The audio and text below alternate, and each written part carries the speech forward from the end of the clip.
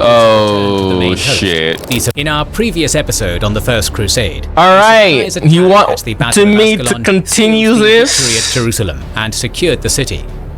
With their you are my channel member. I do value my channel members, so while most of the your wish in the Holy Land. Wait, your command is my wish, or your wish is my command. Yeah, your wish is my command. There you go. Disasters. I had to think about that. Sounds like they'd better celebrate while they can, and you can celebrate too because you're invited. Over the course of this long series, we went over many misconceptions. But quality needs to be better. The biggest one of them all. For many past and present historians, the Battle of Ascalon was the perfect place to end this chapter. The crusade was a miraculous success, Jerusalem was taken, and some of the chroniclers went home. This simplistic notion, somewhat cultivated by the historians of old and new, ignores that not a single one of the main characters was brought to the conclusion of their story. Raymond was scorned for being overlooked as a new monarch. Alexios was yet to react to the capture of Jerusalem and expected the promises given to him by the Crusaders to be fulfilled. And Godfrey, who was just crowned, had not proved himself as a ruler yet. Bohemond's squabbling with everyone around him continued, the Fatimid leadership hadn't lost its resolve, and the Seljuk Sultan of Rum, Kilij Arslan, still lurked in the Anatolian mountains. Yeah, I've been looking at them. The biggest oversight of so many historians had to do with the response of the West and the fate of the expedition we now call the Crusade of 1101, which is why it is an often forgotten chapter of the Crusades. I've been hearing a lot of people in my comments saying, bro, you gotta react to the Crusade of 1101. I think it was the Crusade of 1101. But yeah, they were like, yo, you gotta react to it. I'm like, okay. Many crusaders who spread their adventure stories, many more now wanted to make their pilgrimage to the Holy Lands. The Archbishop of Pisa, Dagobert, was particularly eager as he saw the opportunity for his republic to expand its influence to the east, a move already made by Venice and Genoa. After being appointed legate by the new Pope Pascal II, he set out with a fleet of 120 ships in the autumn of 1099, stopping and plundering the Byzantine islands of Corfu and Kefalonia along the way. Alexios rolled his eyes once more as he had to deal with plundering Westerners and mustered his fleet. After a few skirmishes, the Pisans decided not to pick a big fight with the Byzantines and sailed east, eventually landing in Antioch. There, Dagobert gained the support of Bohemond and then finally arrived in Jerusalem a few days before Christmas in 1099. Almost immediately, the Archbishop was accepted by most of the Crusaders as the new Patriarch of Jerusalem, replacing Arnulf of Schock. This strong connection to Pisa meant that the Crusaders now had a direct line of communication and supply with the West, and no longer had to rely on Byzantine shipments. It was in the year 1100 that the new Outremer states, meaning the states beyond the sea, as they were actually called at the time, would be set on a completely different path. In May, Raymond abandoned the Levant and sailed to Constantinople, where he asked Emperor Alexios for aid to carve out a state of his own in Tripoli. Similarly, after an Armenian soldier of fortune, Gabriel, captured the city of Melitene from the Turkic Danishmendids, Bohemond also received a request for aid from him. Using the overall chaos, Alexios began to slowly put on pressure, asking the Norman to fulfill his oath and relinquish Antioch, and this would be the moment when the two came to blows. As Bohemond wasn't budging, Alexios acted swiftly, sending his fleet to capture two critical Cilician ports, Seleucia and Kurikos, here we go. Cyprus. Yeah.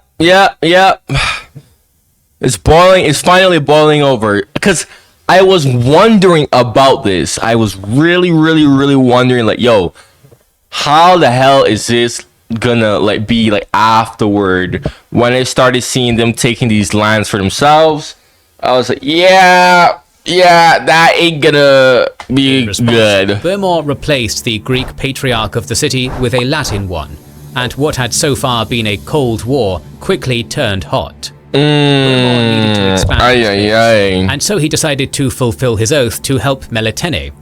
He took his army and made his way toward the city, hoping to eliminate the Danish Mendids. Unfortunately for him, however, his luck had run out. The steppe riders, who had a profound knowledge of the terrain and which passes to occupy, lured him into a trap and captured him at the Battle of Melitene. His followers were killed and he was moved to Neo Caesarea. Alexios offered to pay 260,000 gold pieces to get his enemy into custody, well over the 100,000 they initially asked for. But the Danishmendids refused, as they preferred crusaders to the Byzantines as their neighbors. In his absence, Tancred Smart. Yo, smart. took charge of Antioch and was busy defending the city from a series of opportunists. Alexios surrounded the city on either side by taking hold of Cilicia and capturing Latakia in the south. While the Eastern Romans were squeezing Antioch, Godfrey was busy expanding the Kingdom of Jerusalem to the south, making Acca, Jaffa, Ascalon, Asaph and Caesarea tributaries. But then he suddenly fell ill. And died. After fighting off the sickness for a month and a half, he finally succumbed on July 18th, ending his almost 1 year reign. Oh shit. This nearly caused a civil war, as his supporters rushed to secure every tower in Jerusalem before the Pisan Patriarch could fulfill his dream of annexing the city for the papal state. Instead, the crown passed to his brother, the ruler of Edessa, Baldwin, who, in the words of his chronicler, grieved somewhat over the death of his brother, but rejoiced more over his inheritance. Baldwin of Leborg was selected as the successor of the county of Edessa. On the journey from Edessa to Jerusalem, Baldwin refused the pleas of the citizens of Antioch, who wanted him to take over the city, which he refused to do.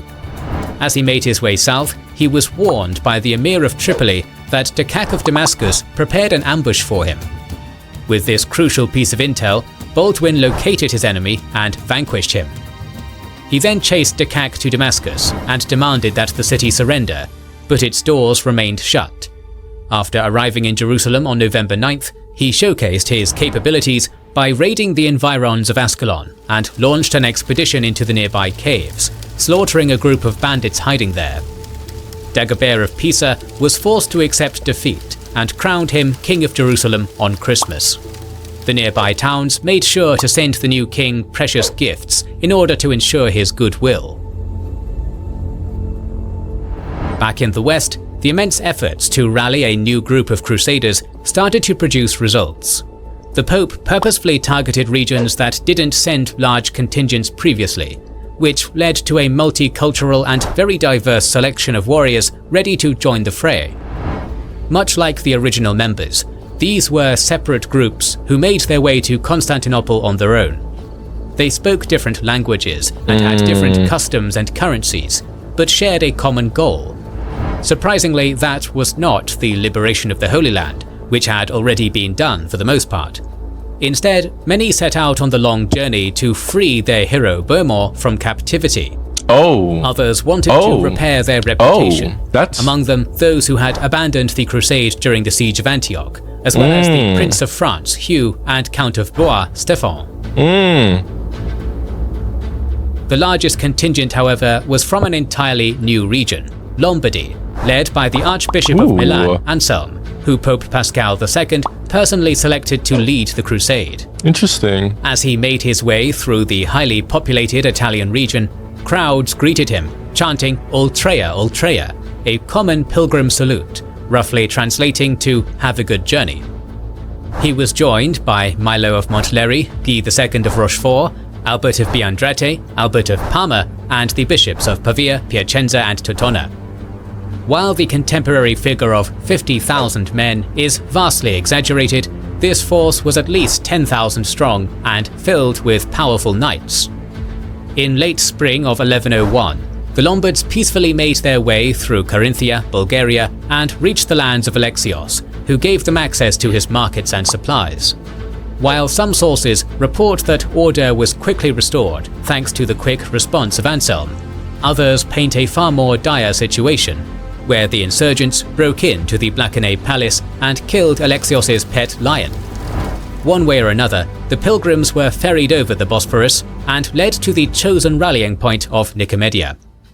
There they met a character we are all too familiar with, Raymond of Toulouse.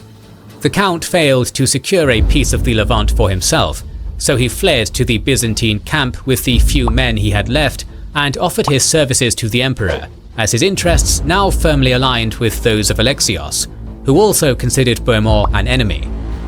The old Frank had already made the journey through Anatolia once, so he was to act as a guide.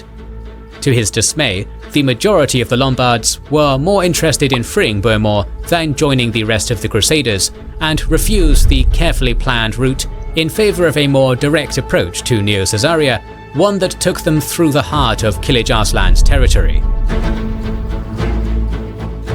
While the men argued over their route and priorities, the second contingent arrived, led by Stefan of Blois, who was accompanied by Duke of Burgundy Odo, Count of Burgundy Stefan, and Jocelyn of Courtenay. Many of the Franks, such as the Viscount of Bourges, Arpin, sold all of their possessions in order to be sufficiently provisioned with equipment, horses, fodder and coin, betting everything they had on this mission. Once again, we are uncertain about the exact number, but in all likelihood it was around 10,000. Smaller groups from all over Europe arrived in Nicomedia, including the Constable of the Holy Roman Empire Conrad, leading a large German contingent. Overall, the army consisted of around 25,000 fighters, including a Pecheneg elite force led by Raymond. Spirits were high, and with each new recruit, the voices shouting for Bohemond's rescue were getting louder. On June 3rd, 11, Yeah, I want to see how this is going to Raymond end. finally relented. Yo, side note, this symbol looks so sexy, bro. Like, it looks so freaking sexy. Like, ever since I first saw that, like, symbol, I just thought that looked so sexy. By late June, the army arrived at Ankara, which was quickly captured from the Seljuks and returned to Alexios. Without even noticing it, the giant and sluggish host was shadowed by small groups of Seljuks, following their every move, as years after his defeat, Kilij Arslan saw his opportunity for revenge. The Sultan was busy ever since his defeat at Dorylaeum, creating a coalition with the singular purpose of repelling any future Latin incursions. He knew the land well, and was well aware not to underestimate his opponents again. Wells and cisterns were destroyed, towns ahead of the Crusaders were emptied, night raids were launched at the back of the columns, foraging parties were harassed, but beyond that, there was no attempt at a pitched battle. The Western This is all made just their like, way towards what the heck is, like, this is all the build up, bro. I just want to see, like, yo, so much powder keg just being built up. Like, come on, let's get it. the safety of the Black Sea, bringing them to the territory of the Danishmends, who, alongside Ridwan of Aleppo, were part of Kilij Arslan's alliance.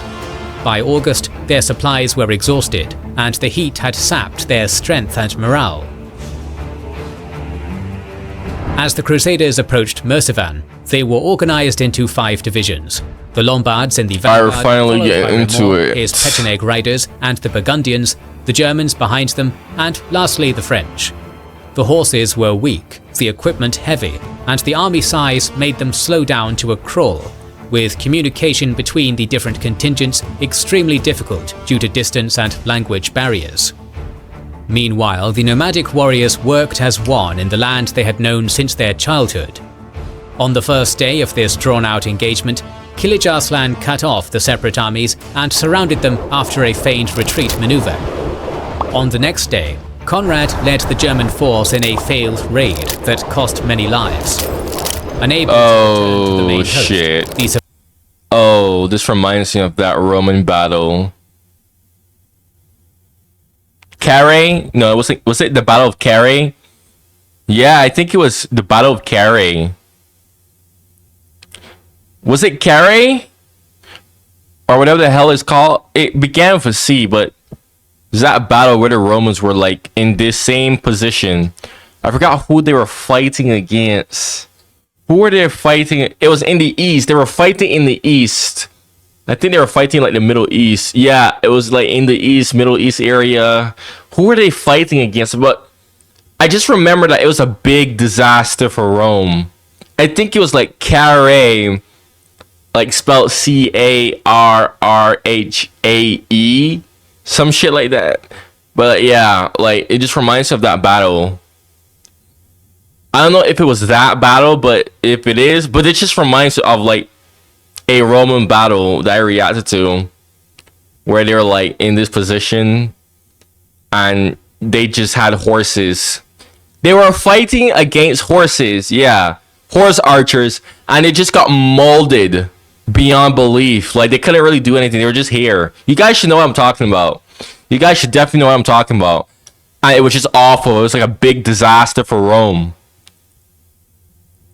Yeah, like the moment he said like, and I saw that they got surrounded, I'm like, yeah, oh yeah, surrounding yourself with horse archers, you know, that's horrible. I already see like the writing on the wall, bruh. Began to fear that Conrad betrayed them. The third day was uneventful, but added to the pressure and anxiety, which was drowning the Crusader camp by this point. On the fourth day, the Crusaders attempted to break out of the encirclement. Oh my goodness! On their Seljuk enemies at a high cost. But then, the next day, Kilij Arslan was joined by Ridwan of Aleppo and more princes. Yo! Done! That's done.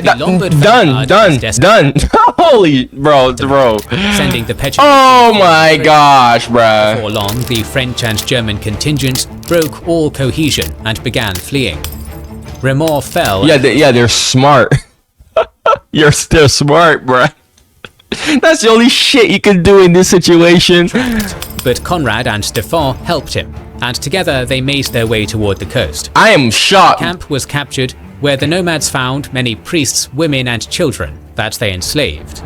Those who didn't possess horses, particularly the Lombards, didn't manage to go very far, as they were hunted down like wild game. It's crazy, right? I'll see like people, not that much anymore, but I still see people, particularly like some Muslims, who like bring up something about like slavery.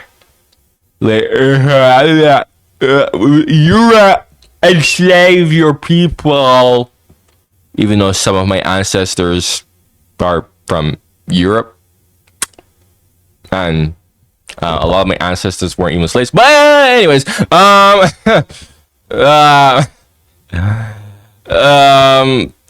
then you shit like this, they just completely gloss over it. By the Seljuks. Just completely ignorant. Like, oh, tiki. Burgundy fled to Sinope and sailed back to Constantinople. Anselm and Odo both died from the injuries of this battle, and the Holy Lance in Antioch was now in the hands of Kilij Arslan. While one army was ambushed and annihilated, another formed back in Constantinople as more groups arrived. William, Duke of Aquitaine, Welf, Duke of Bavaria, William, Count of Nevers, and lastly the French Prince Hugh of Vermandois assembled, were given gifts, and swore oaths to Alexios. Together they had over 30,000 troops. The Count of Nevers was in no mood for waiting for the second group to ride out together, knowing there were others on their way to glory. So his contingent left Lydia and headed towards Beaumont. Oh dear. He came very close to the First Army on numerous occasions, but never caught up to them. At one point, he managed to lay siege to the Seljuk capital, Iconium, in mid-August, while the Sultan was distracted, but to no avail. Soon after he gathered the spoils from Merzifon, Kilij Arslan made his way against this new threat, and ambushed William at Heraclea Cabistra. The Seljuks anticipated the move towards the Cilician gates, and positioned themselves in the right place at the right time.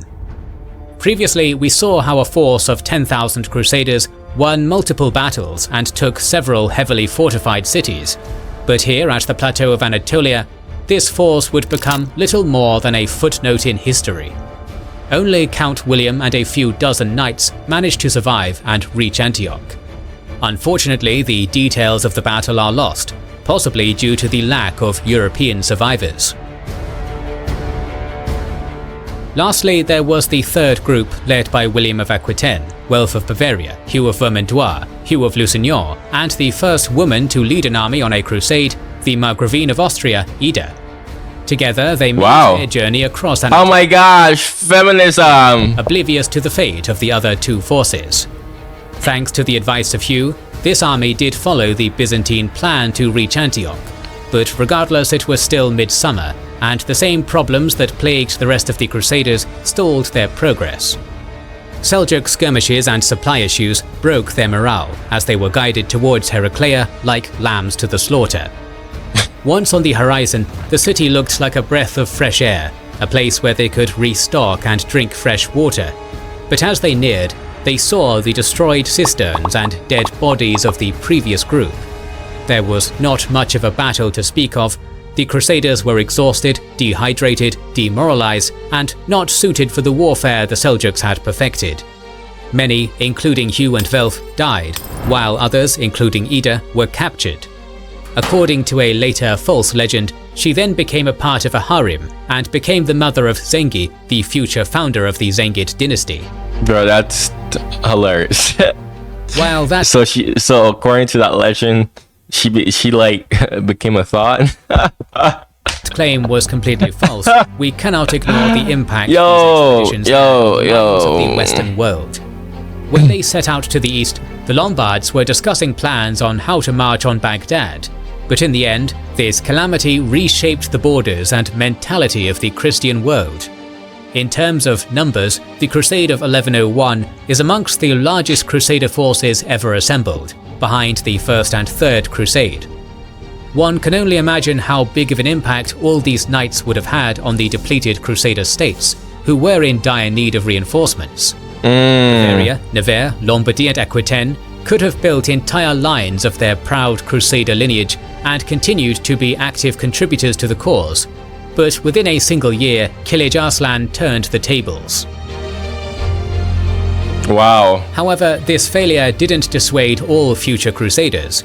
In fact, the colossal failure of these expeditions only reaffirmed the legendary status of Godfrey, Baldwin and Bohemond. It also highlighted the dangers of Anatolia and incentivized the sea route, an incentive the merchant republics of Italy were more than happy to facilitate. Of course, profit, opportunity. It's free real estate. But wait, why would that boost their legendary status? How would that boost their legendary Crusaders status? themselves were never actually called that. Instead, they were referred to as Outremer, meaning land beyond the sea in French.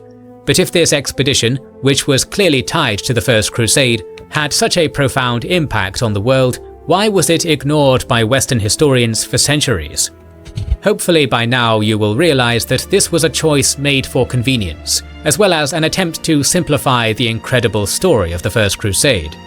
Not to mention that going forward, historians would continue to make the same mistake of numbering some crusades, even if they had a smaller impact, like the 8th and 9th, while other very important crusades, such as the Venetian and Barons, are not among the numbered ones. Oh wow, that's why I was surprised when I reacted to the Louis the 14th of France, and I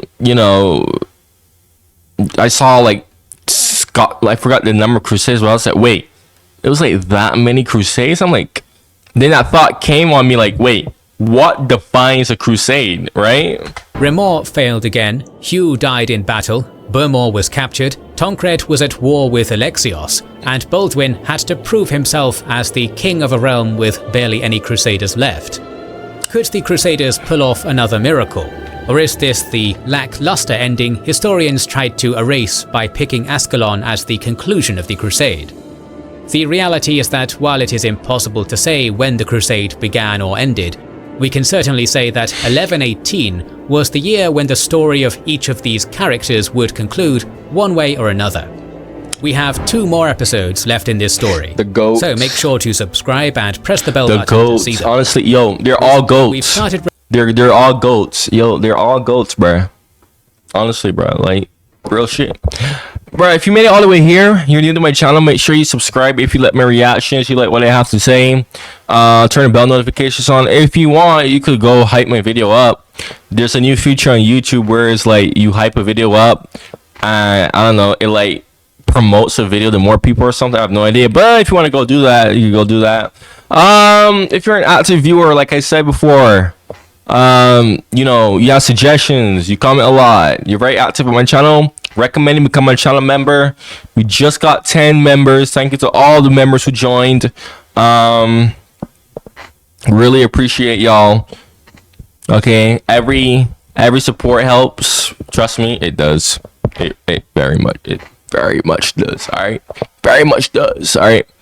So, you know, man, yeah, like, if you want to join my channel membership to get your suggestions done quicker, faster reply to comments, access to the exclusive Discord server where you can like have better communication with me, you know, better insight on what's going on with me, you know, eventually I'm gonna do like member exclusive videos and whatnot. Like I said, guys, as I get more members, we're gonna get more perks for the members. All right, so, you know, thank you for watching, and goodbye.